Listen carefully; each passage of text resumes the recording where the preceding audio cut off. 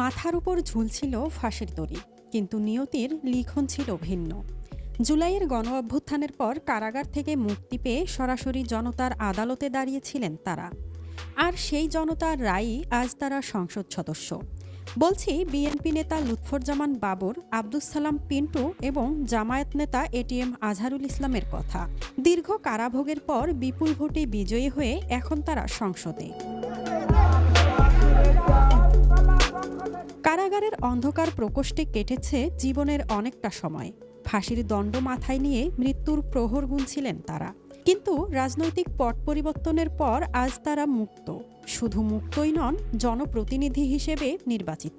সাবেক স্বরাষ্ট্র প্রতিমন্ত্রী লুৎফুজ্জামান বাবর ২০০৭ সালে গ্রেফতারের পর দীর্ঘ ১৮ বছর কারাগারে ছিলেন। ২১ আগস্ট গ্রেনেড হামলা মামলায় মৃত্যুদণ্ডপ্রাপ্ত বাবর খালাস পাওয়ার পর নেত্রকোনা থেকে ধানের শীষ প্রতীকে নির্বাচন করেন। নিকটতম প্রতিদ্বন্দ্বীর চেয়ে ১,২০,০০০ ভোট বেশি পেয়ে বিজয়ী হন তিনি।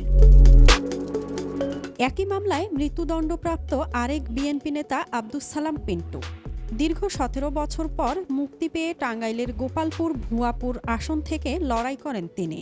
প্রায় ২ লাখ ভোটের ব্যবধানে জয়ী হয়ে তিনিও সংসদে পা রাখছেন।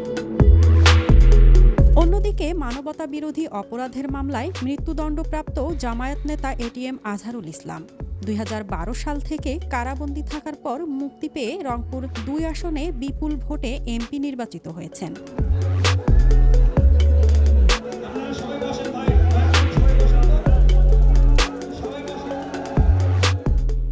আইনি লড়াই আর ভাগ্যের খেলায় ফাঁসির মঞ্চ থেকে ফিরে এসে জাতীয় সংসদে এই ৩ নেতার উপস্থিতি দেশের রাজনীতিতে এক বিরল ইতিহাসের জন্ম দিয়েছে।